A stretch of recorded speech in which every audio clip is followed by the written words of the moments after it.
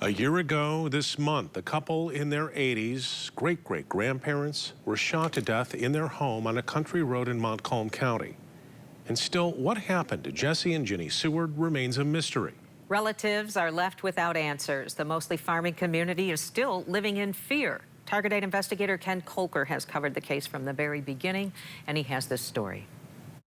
Jesse and Ginny Seward lived peaceful lives in this ranch-style home on a dead-end road in Sidney Township, just a handful of farm fields west of Sheridan. They had no known enemies. I have a 17-year-old on the phone that just went to check on her grandma. States she's in her 80s. She's on the ground. She's bleeding. She's unsure if she's conscious. She's very distraught and went back outside. It started with a 911 call from one of Jesse and Ginny Seward's granddaughters the morning of June 26, 2024. Front door was open, which is unusual. Grandpa does live there with Grandma, and their car is there, but she doesn't see Grandpa anywhere. States there is some glass broken beside Grandma. The Sewards, Jesse 81 and Ginny 80, were supposed to join family at the Montcalm County Fair the weekend before, but did not show up. She said when she got there, the front door was open, which is very unusual. They were trying to contact them because they never showed up to the fair. So she's not sure if Grandpa's inside as well. Police discovered Grandpa inside. Death certificates showed Jesse had been shot once in the head and that his wife had been shot more than once. They also showed that they were killed 2 days earlier, on June 24th. Their stepdaughter, Deborah Sewell, who lives across the street, has told Target 8 she did not hear the shots. She wonders if a thunderstorm drowned out the sounds of gunfire. Radar shows a storm rolled through about 1 in the morning on June 24th. She says she did not know anything was wrong until she saw an ambulance there 2 days later. Then, the state police cars. You're not living in reality anymore because you just want to tell yourself it's not true, it's not true, it's not true. Records don't say what kind of weapon was used, but it was quickly ruled a double homicide. That's everybody on edge. That's for sure. You know, people are still wondering, like, one, do the police officers know anything? You know, are we being kept in the dark? Michigan State Police are not saying much. They redacted most of the report obtained by Target 8 through the Freedom of Information Act. They won't say if the Sewards were targeted, if the shootings were random, or whether there were signs of a burglary. They won't discuss the significance of the broken glass, and they won't say how close they are to solving the case.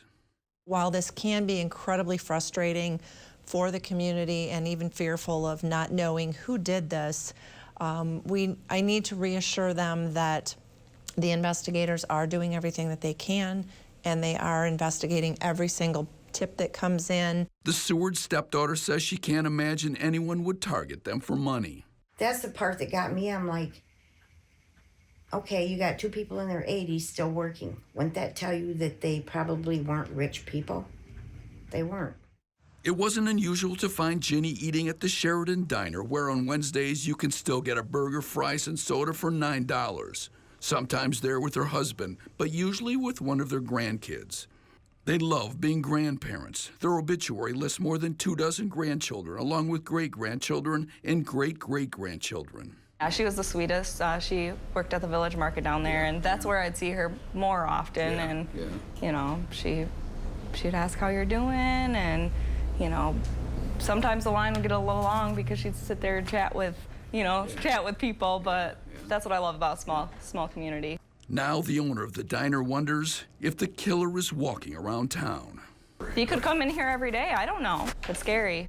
Amazing person. Just give you the shirt off her back. Her and Jesse both, her husband both. You know, very, very nice folks. Salt of the earth. She was a cashier at the Sheridan Village Market, the only grocery store for miles around, according to store owner David Eller. If somebody was at the till and they needed a couple bucks or they were short, not a problem. Jenny just, without question, she would just give it to them. Now at the cash register, posters seek information on the deaths. Are you starting to wonder if it'll ever get solved? Definitely, you always go there, when something's gone that long.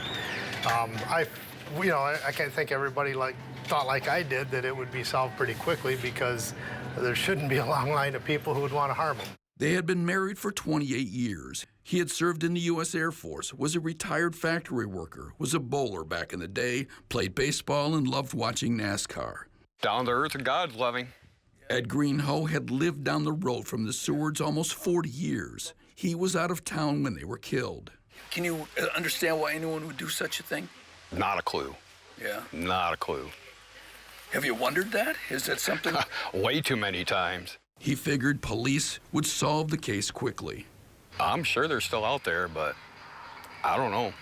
Makes me nervous. The wife is freaked out about it. She locks all the doors all the time now.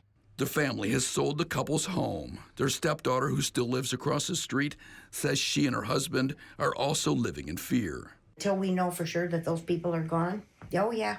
You've got that door barricaded? It will. Yep, I just take it out in the morning. Yeah. But at night, that door is barricaded, and so is that door. Yeah. And my husband goes to bed every night with a loaded .380. State police say the case has not gone cold. And as we're coming up on the 1-year anniversary of that, our hearts go out to the family, and that is our #1 priority, is to find who did this to their family so that we can bring justice to them. If someone knows something that, no matter how minute it is, come forward with that information, because that might be the one puzzle piece that we may not have right now that needs to be put into place. Anyone with information is asked to call the Michigan State Police Lakeview Post or Silent Observer. In Sidney Township, I'm Target Investigator Ken Kolker.